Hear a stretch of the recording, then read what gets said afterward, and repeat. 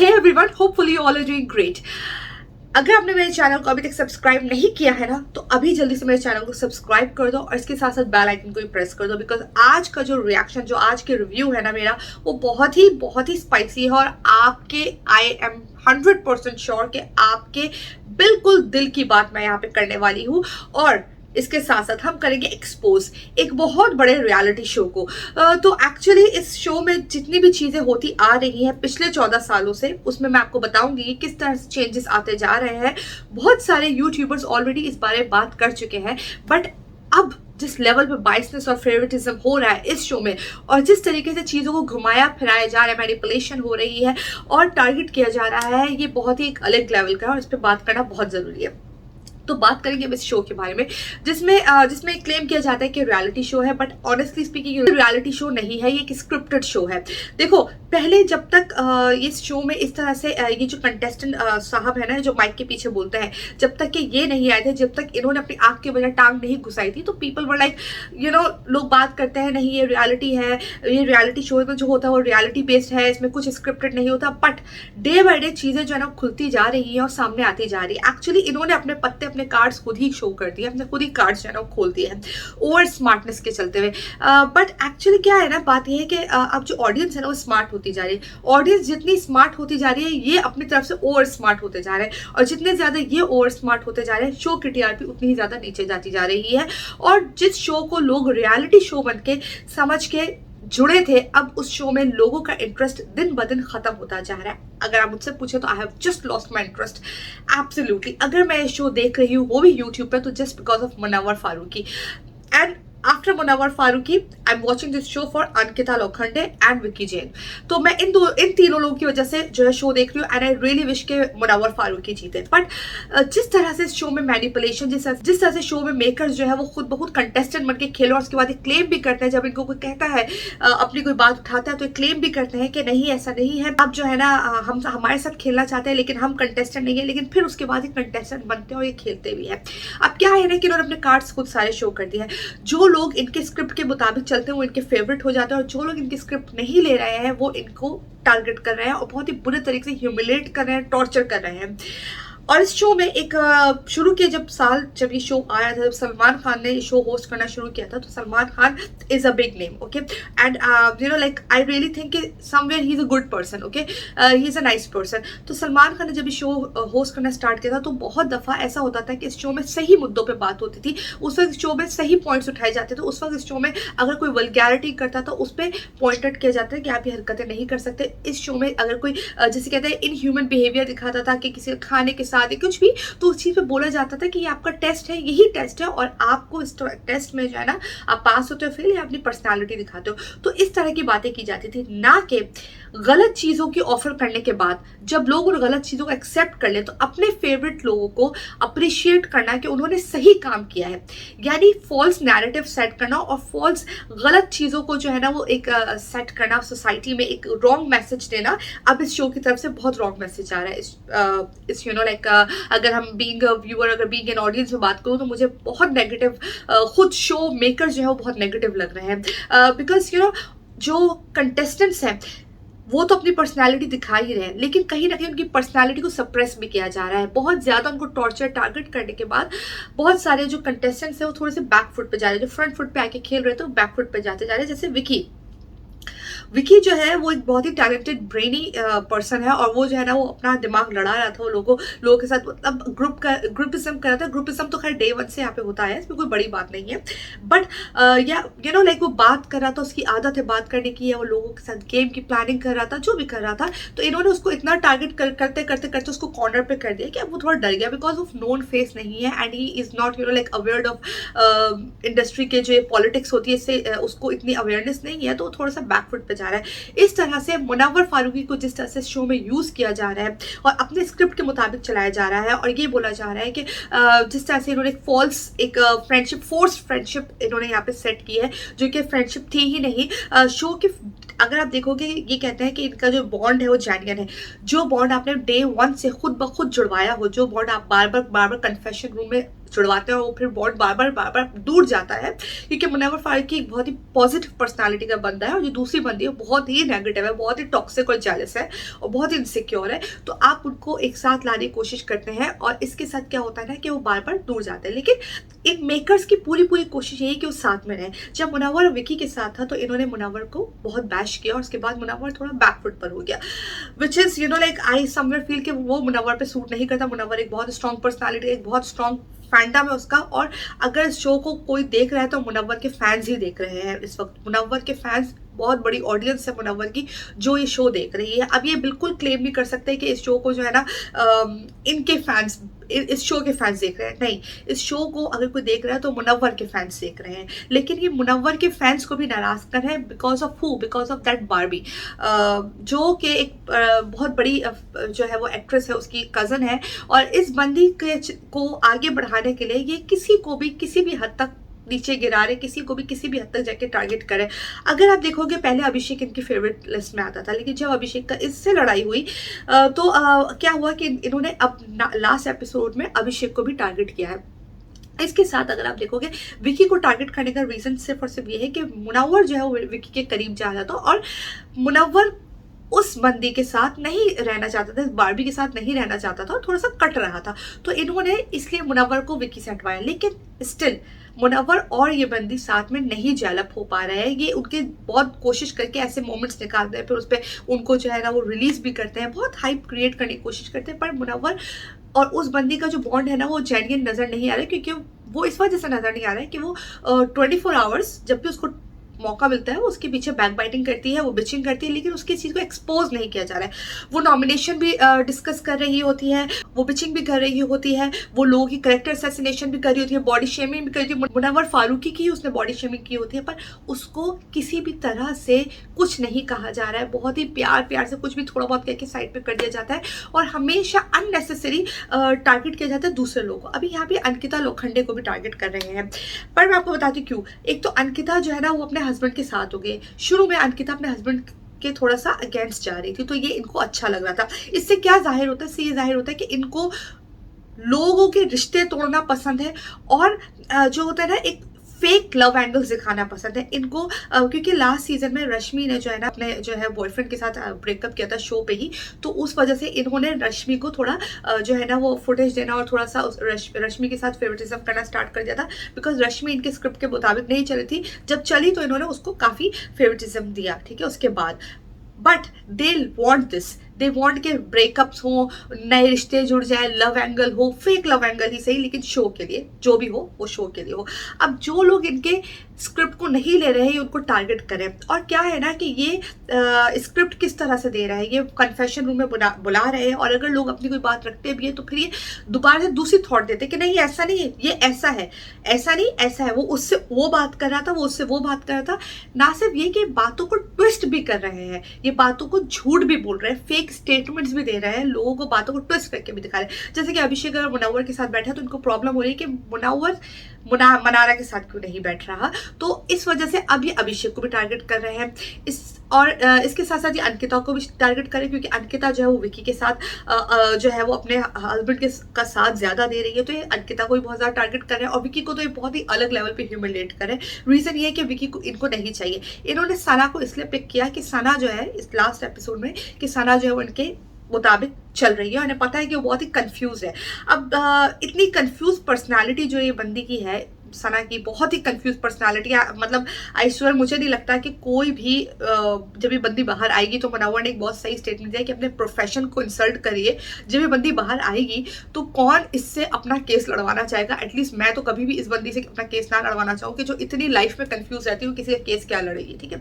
और अपनी पर्सनैलिटी ये कंप्लीटली खो चुकी है। तो अब ये जो शो है ना, ये फॉल्स नैरेटिव सेट कर रहा है, इसमें जो है वो स्टेटमेंट चेंज किए जा रहे हैं, इसमें जो है वो टू मच मैनिपुलेशन मेकर्स की तरफ से की जा रही है, लोगों की तरफ से नहीं, मेकर्स की तरफ से, और फोर्स किया जा रहा है लोगों को कि उनके स्क्रिप्ट के मुताबिक चले। ये जो है इन्होंने नया कॉन्सेप्ट जो किया ना कि हम खुल के फेवरेटिज्म करेंगे, खुल के बाइसनेस करेंगे। देखो ये 14 साल से बाइसनेस करें, 14 साल से फेवरेटिज्म करें, लेकिन जब तक ये नहीं बोल रहे थे ना तो बात थोड़ी बहुत चल रही थी। लेकिन जहाँ पे इन्होंने बहुत ज्यादा कुछ भी ओवरडू किया ना, वहीं पे चीजें खराब हुई है। अब जैसे कि देखो 13 में भी 13 में क्या था ना कि ऑर्गेनिक रिश्ते बने। ये चाहते थे सिद्धार्थ और रश्मि का बने, ठीक है, लेकिन ऑर्गेनिकली सिद्धार्थ और सना का बना, ठीक है, शहनाज का बना, वो ऑर्गेनिक था। इन्होंने बीच में कुछ एपिसोड्स में शहनाज को भी बहुत टारगेट किया था, बहुत ज्यादा उसकी ह्यूमिलेशन की थी।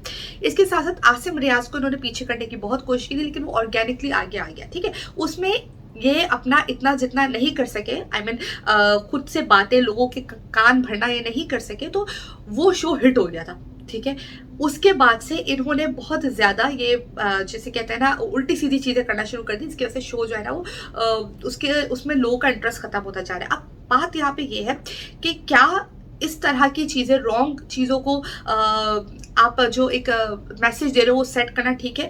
और दूसरा जो मेरा क्वेश्चन है वो ये है कि क्या इतने फेवरेटिज्म, इतने बाइसनेस के बाद क्या नेक्स्ट टाइम कोई भी इनकी बात मानेगा? लेट्स से अगर होस्ट कोई भी एडवाइस देगा, जब ये लोग सब बाहर आएंगे और ये देखेंगे, और जो लोग देख रहे हैं, जो सेलिब्रिटीज ये शो देख रहे हैं, जब वो ये शो देखेंगे तो क्या वो इनकी बात मानेंगे? नेक्स्ट टाइम जब ये सीजन होगा बिग बॉस का, नेक्स्ट टाइम जब ये शो आएगा, तो मुझे सिर्फ इतना पूछना है इनसे, मेकर से, कि भाई नेक्स्ट टाइम क्या कोई आपकी बात मानेगा? आप कोई भी किसी भी किस्म का ओपिनियन दोगे तो क्या लोग सुनेंगे? वो मानेंगे नहीं, वो कहेंगे यार झूठ बोल रहे हैं, बिल्कुल झूठ बोल, चाहे फिर ये सच भी बोलेंगे तो लोग इनकी बात नहीं मानेंगे। जब भी किसी को बहुत ज्यादा फेवरेटिज्म करेंगे तो लोगों को समझ में आ जाएगा कि अपने बंदे को आगे करना चाह रहे हैं, कोई इनकी बात को सीरियस नहीं लेगा। इतना झूठ, इतना मैनिपुलेशन, गलत चीजों को प्रमोट करना कि अगर कोई राशन के बदले अपनी ड्यूटीज हटवाता है तो उसको आप कह रहे हो वो सही कर रहा है। यू नो, आप ये कह सकते हो कि आपने किसी को टेस्ट किया, उसने ये किया, भाई उसने अपनी पर्सनालिटी दिखा दी, लेकिन आप ये कह रहे हो उसने सही किया, तो here they are making mistake, जिससे लोगों को इनसे चिढ़ हो रही है। लोग जो है ना, they are not liking it, because normal जो फैमिलीज जो देखती हैं, नॉर्मली जो लोग देखते हैं वो सब पॉजिटिव नॉर्मल दिमाग के लोग होते हैं। इनके पास कोई इविल लोग बैठे हुए हैं जो जिनका इविल दिमाग चल रहा है, जिनको लग रहा है सब बहुत कूल कर रहे हैं वो, बिकॉज ये जिस करेक्टर को बहुत आगे लेके चल रहा है ना, वो करेक्टर इटसेल्फ बहुत ज्यादा नेगेटिव, टॉक्सिक है, जेलस है।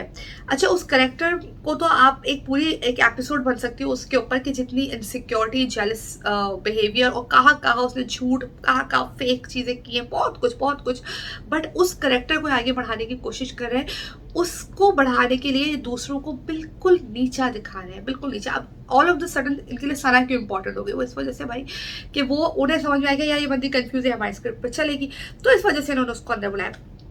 लेकिन नेक्स्ट टाइम कोई भी इनकी बात नहीं मानेगा। इन्होंने अपने सारे कार्ड्स दिखा दिए हैं, सब ये अपने पत्ते खोल के बैठ चुके हैं। नेक्स्ट टाइम जब भी किसी सेलिब्रिटी को बुलाएंगे तो ऑफकोर्स वो 10 बार सोचेगा यार ये तो पर्सनैलिटी, जो हमारी अपनी जो पर्सनैलिटी, उसका भी एक कचरा कर देंगे। दूसरा, कोई OTT स्टार, कोई यूट्यूबर, कोई फेमस जो है ना, वो टिकटॉकर, कोई भी होगा, वो आने से पहले बोलेगा अरे यार ये तो अपने लोग को आगे करते हैं, और ये तो स्क्रिप्ट चलाते हैं, ये तो इंटरफेयर करते हैं, तो इस तरह से लोग चीज़ों को मैनिपुलेट करते हैं, तो टॉर्चर करते हैं।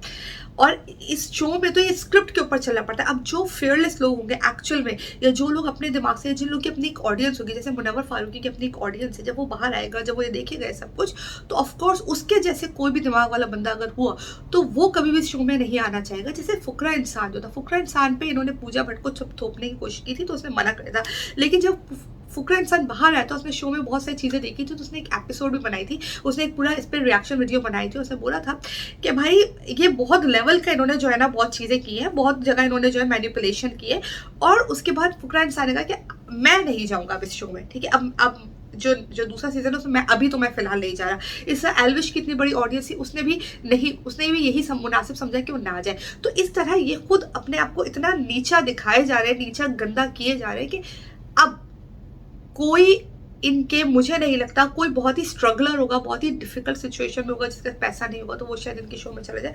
अदरवाइज कोई भी सेंसिबल, कोई भी अच्छे, उसका जो जिसकी क्रेडिबिलिटी होगी, या अच्छे जिनका वो होगा ना, वो नहीं जाना चाहेगा। या फिर अगर वो जाएगी तो फिर वो जो है ना बारबी की तरह के जो है ना, वो अपना कोई अलग ही कॉन्ट्रैक्ट बनवा के जाएंगे कि आपने उनको ही सपोर्ट करना है, उनको सारी बातें ही बतानी है, उनको सारा फीडबैक भी देना है, और आपने उनको जो है ना खूब सारा जो है ना वो यूट्यूबर्स को उनके साथ लगा देना है तो उनको आगे बढ़ाने के लिए।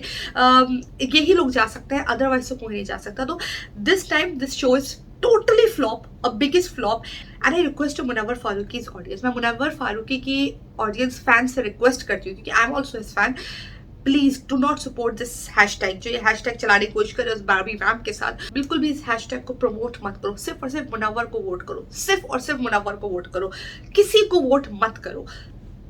अगर मुनव्वर के बाद कोई डिजर्विंग है तो वो अंकिता है या विकी है, क्योंकि ये स्क्रिप्ट लेके नहीं चल रहे हैं और इनको भी बहुत टारगेट किया जाए। तो सिर्फ मुनव्वर को वोट करो। अगर आपको लगता है मुनव्वर के अलावा अगर मुनव्वर नॉमिनेशन में नहीं आता है तो मुनव्वर के साथ जिस वैम्प को थोपा जा रहा है उसको आप लोग प्लीज कोई वोट मत करें, एक भी वोट मत करो। और आप लोग अंकिता को वोट कर सकते हो, विकी को वोट कर सकते हो, जो लोग फेयरलेस होकर चल रहे हैं। इवन ऐसे कि भाई ये जो अनुराग धोबाल है, एटलीस्ट उसमें इतने गट्स है कि उसने खड़े होकर बोला तो इनके अगेंस्ट में। खानजादी में गट्स तो है कि उसने अगेंस्ट में बोला तो इन ह्यूमैनिटी के, इन ह्यूमन बिहेवियर के। So you have to think, आपका एक एक वोट बहुत इंपॉर्टेंट है। और आप जो टीआरपी दे रहे हो टीवी पे देख के, बहुत इंपॉर्टेंट है, टीवी पे मत देखो। You have to make the change, because right now ये इनह्यूमन बिहेवियर है इनका। राइट नाउ ये बहुत ही जैसे कहते हैं ना रॉन्ग चीज़ों को प्रमोट करे, यानी जेलसी, इनसिक्योरिटी, टॉक्सिक बिहेवियर, बुली। क्योंकि ये जो बारबी वैम्प है बहुत बुली करती है। इसके साथ जो अब जो एक वो ईशा भी मिल गई है जो लव एंगल चला रही है, ये भी बहुत बुली करते हैं लोगों को। अब ये इन लोगों को प्रमोट करें जो बुली करते हैं, जो रॉन्ग स्टेटमेंट्स देते हैं, जो फॉल्स नैरेटिव्स एक्चुअली ये लोग सेट करते हैं, झूठ बोलते हैं, मुंह पे झूठ बोलते हैं, इन लोगों को प्रमोट करें और इनकी हर बात को प्रमोट करें। हर वीकेंड का वार जो है वो सिर्फ और सिर्फ बायसनेस होती है, कोई जस्टिस नहीं होता। तो आप टीवी पे देख के तो प्लीज इनको जो है ना टीआरपी मत दो, इनका टीआरपी नीचे गिराओ, सिर्फ मुनव्वर को वोट करते रहो ताकि मुनव्वर ट्रॉफी लेकर आ जाए। इसके अलावा अगर टीवी पे शो कोई नहीं देख रहा है तो इससे मुनव्वर को कोई फर्क नहीं पड़ेगा। Munawar is in the show, Munawar has to get the trophy and Munawar has to get back with the trophy and Munawar has to like we have to make him win, that's it. के अलावा मैं इस घर में किसी को भी इस काबिल नहीं समझती और खानजादी को भी मैं कहूँगी, बिकॉज जो स्क्रिप्ट नहीं ले रहे मैं उनको सपोर्ट करूंगी जो इनके स्क्रिप्ट पर नहीं चल रहे हैं।